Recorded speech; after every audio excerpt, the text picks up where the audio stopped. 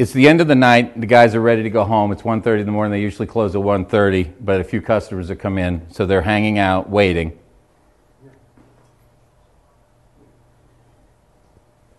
Michael Brown comes up. The first thing he does is he puts down the sodas. Okay? And the cashier going towards the cash register, and he's going to start ringing things up and putting them in bags. So see, he's grabbing the sodas, he's putting them in a bag. Now at this point he says, I don't want 2 packages of cigarillos. The clerk thought he meant they come in little 2-packs, so he's going down to get the little 2-packs. It turns out he says, no, I don't want the 2-packs, I want the big boxes of them. So you're going to see him kind of go through that.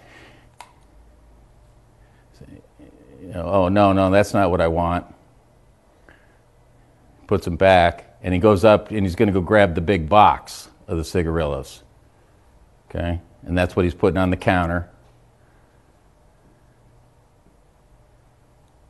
And you're just about to see from this angle, there he goes. See him throw down the package of the little baggie on the, right there? Okay. Everybody. Now, yes, the guys pick it up, okay? They ask, what is that? One guy looks at it. He sniffs it. This guy comes up, says, what the heck? He sniffs it. What is it? Now, unfortunately, this is going to be a little bit, but you're going to watch as he moves across, you're going to see him put this back down onto the counter, and you're going to see his hand will be empty, and then he's going to put his hands behind his back just to kind of stand like that, and there's nothing in his hands, okay? So, he's going to put it back down right there, and his hands are empty. Okay, and he puts his hands behind his back. It's back up on the counter. Now we can't see it because this guy's in front of it. Putting the stuff into the bag.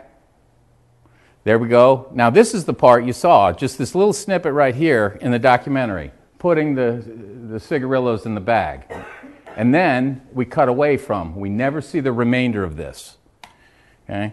And I'm just going to kind of let this run. Look here. He's like, now he's at the register. Pay me. Okay? You're going to see him kind of go, you're going to see him say, get the heck out of my store. I'm not taking that. See? Get out of my store. I'm not doing that. No. Okay? It's not going to happen. You're going to see Michael Brown. Now, he gets frustrated. Bam, he walks away. Okay? Nothing was exchanged. He didn't pay for the merchandise. He was angry. And now watch. He's going to say something, and everyone's going to turn and look to him because he says, hey, bring the stuff back. See? Hey, bring the stuff back. And this guy right here just told him to bring it back. He comes back. He puts it on the counter. And it's at this point that he then grabs the pot back from the counter. Okay? Now, they're going to argue about this for a little longer. Okay? He's got it in his right hand right there. See? He's arguing. What do you mean? What do you mean you won't do that? He's saying, no, I'm not going to do it. They're trying to ignore him. They're trying to be nice. And out he goes. Okay? Now, if this were a layaway, watch what the clerk gives him the kind of the wave off, probably some language. But if this were a layaway, he'd put the bag aside. Okay? Just say, put it under the counter. He's going to be back for it. See, he's kind of saying, I don't know what he takes that, he restocks it. He takes the 2 bottles of Vest soda, he gives it back to that guy. He goes and puts them away. And that's the transaction. Now, then he's going to go from there, and he's going to decide, you know what, I better go see what the guy was doing. He wasn't very happy with me, and there he goes.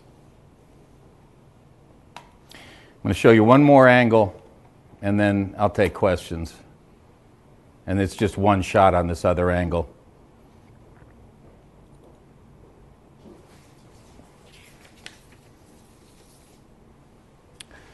(1632). At 1632, you see Michael Brown leave. And you can see him, he's going to be carrying the paper in one hand and the pot in the other hand. He's going to switch him into one hand so he can use the hand to open the door.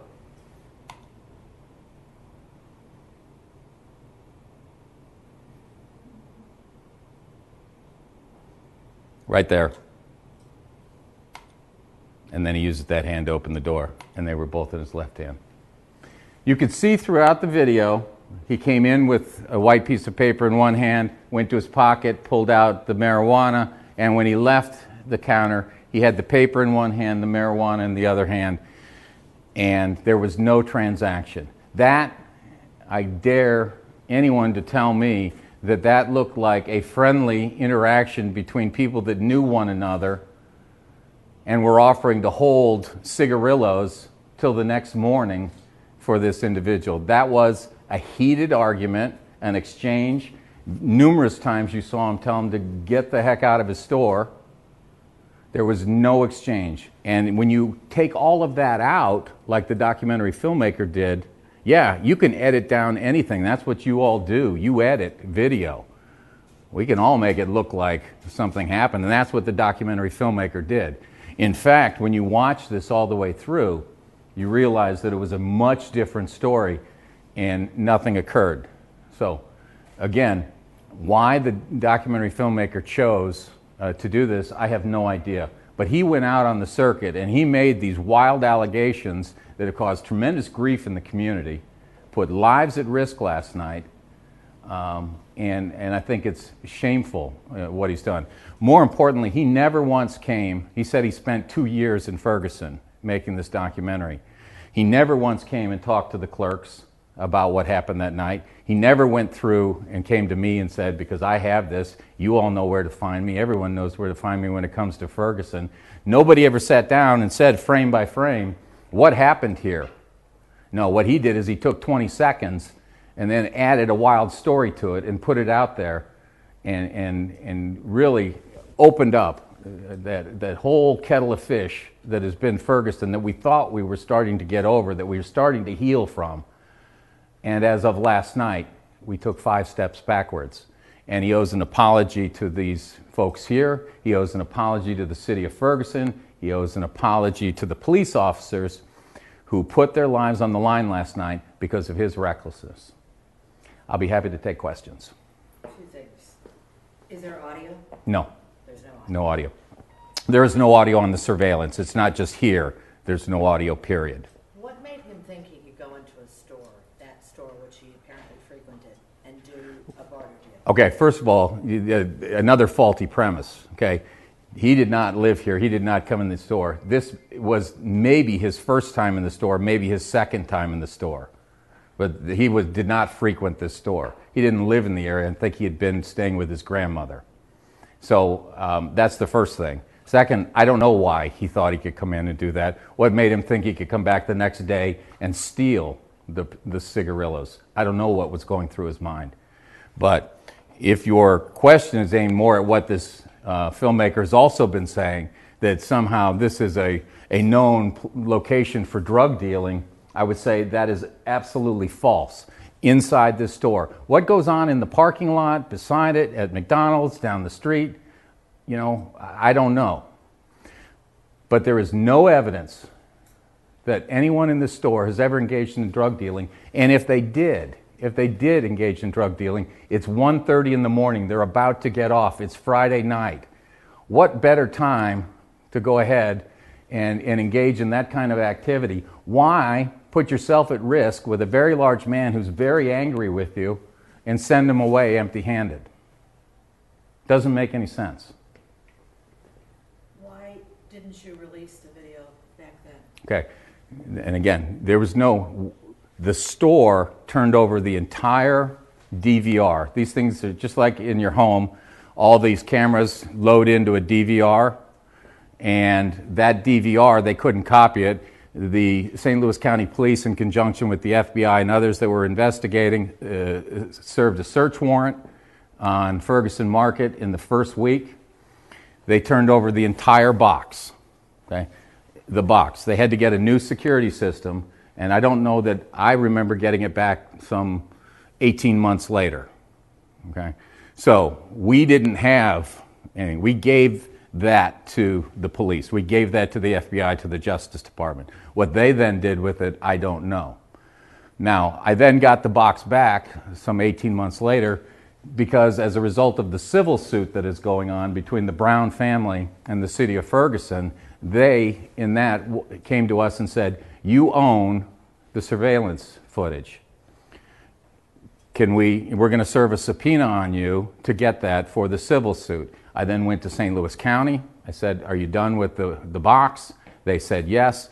We made copies and gave it to the attorneys for the city of Ferguson, and we gave it to the attorneys for the Brown family. The Brown family has had this video since last October. Okay? They did not first hear about this as a result of the documentary film. They've had this same video for months. So to say, why did we not turn it over? For 18 months, we couldn't physically do it. And the only time we ever turned it over to anyone was because of a subpoena served on us in a federal lawsuit, and that required us to make a copy and give it to them. And nobody's touched our DVR since then. Do you know how Pollock got it? The documentary? I have my suspicions. I mean, you think about who are the people that have copies. Bob McCullough's office has a copy. The FBI has a copy. The Justice Department, I assume, had a copy. The attorneys for the city of Ferguson had a copy. And the Brown family had a copy. So what are your and your clients' concerns going forward? the concerns are that we should not let a false video, fake news, to use the term that everyone's using these days, fake news, let the violence start back up to stop the healing, okay? My clients had nothing to do with Michael Brown's death on Canfield. They just didn't. And to suggest otherwise recklessly like this video does is scary. What we want to see is let's stop the violence. Let's move in the direction that we were headed in, which was the healing. This is not to say that everyone can't have their feelings about Michael Brown's shooting and what occurred and what happened with St. Louis County. All I'm here to address is this didn't happen, okay? So there's no reason to threaten to burn down this store. There's no reason to shoot at this store. They did nothing. If you wanted to address your anger, I would turn it around back on the filmmaker and ask him why did he think he could get away with this and impose this kind of hurt on a community that needs it the least. Are you going to take any action against the documentarian? Defamation suit that's brewing? I don't want to. This has all happened. It's been 48 hours now, and the thing that we wanted to do, and we spent 2 hours last night locked in the store because of the gunfire, and so we need time to think this through. But this is wrong. Okay, it's just false. And something should be done, and that's up to my clients, and I'll spend time with them talking about what remedies are available to them. He's all over CNN and has been today, right. All day. Are you going to try and go on there with this video to try and quash any of this? Yeah. Because it is revving up. There's no right. doubt about it. I spent the afternoon with CNN, and that's just to say the answer to your question, yes. And they have this video. And I walked through, just like I've done with you here with CNN. That's the reason we're coming out with this. I mean, he is out there promoting a false narrative, and a very dangerous false narrative. And it's got to be stopped right here, so that St. Louis at least can say, all right, we have better things to do with our time than to talk about this anymore. All I want is this to end, right here, okay, this part of it. The Michael Brown part, what happened, where the future of this community is and race relations and other things, that's going to go on for years. But this part needs to stop today. It didn't happen. Given what happened at the store later in the day, regardless of, even if there was some truth to this narrative, Officer Wilson still had a probable cause right. Based on what we saw later in the store. And I feel bad that,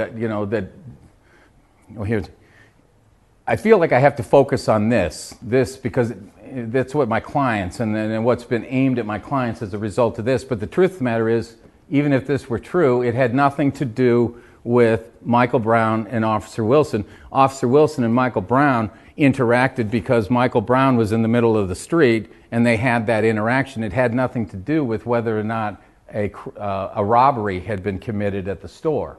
So again, it is kind of, focusing on the wrong part of the story, even if it was true. And sadly, it's not even true. So given that people are concerned about possible protests and things going forward, how would you handle something like that?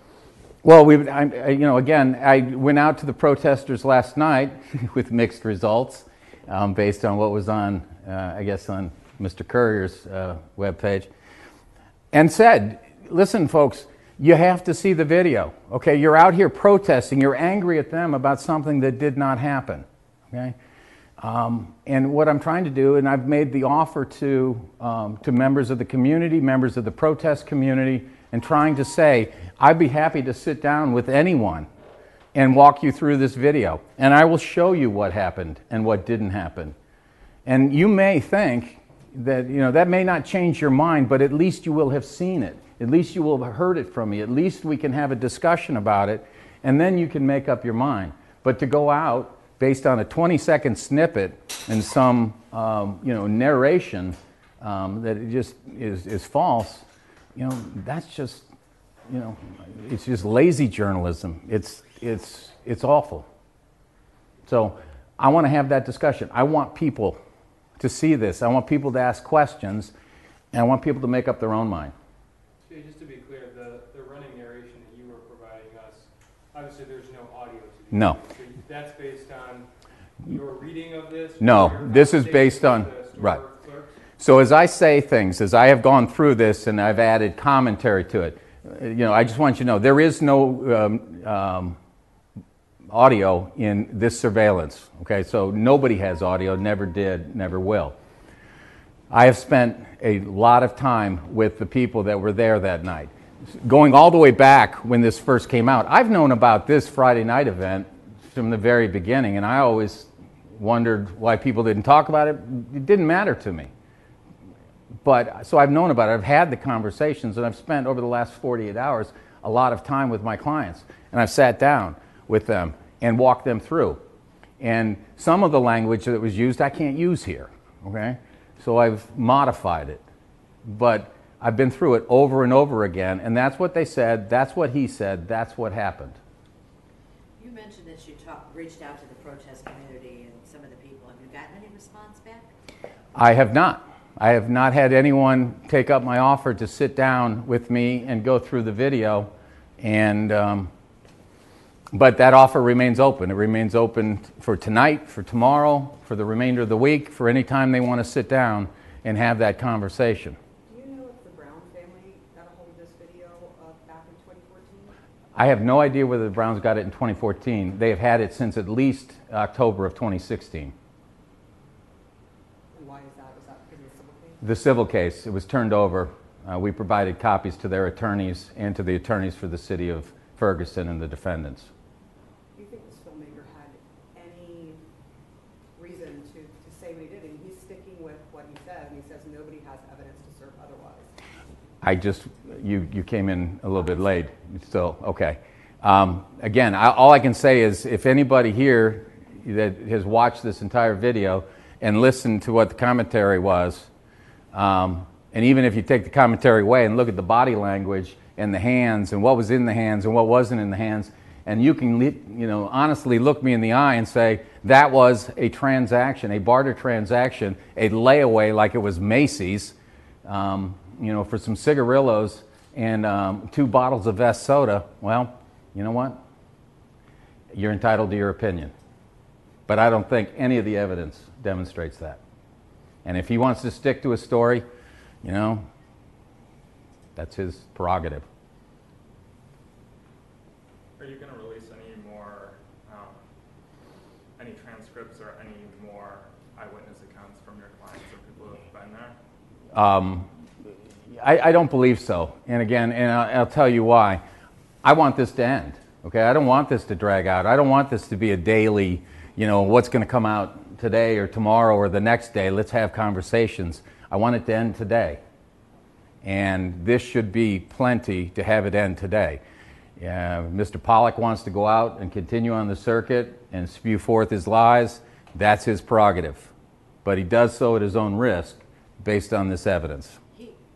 On CNN today, he said, bring it on, to you specifically. And you know what? That is documentary marketing 101. You pick up any documentary book out there, and it says, now you've finished your documentary, we have to market it. So you're going to a film festival. If you did a documentary about dogs, and start a controversy, get the local dog pound involved, get people excited, get people angry. It's a way of generating publicity. He would love a lawsuit. You know why? Because it would continue the conversation. That's what he wants. He wants to stress about it. I want to end it today.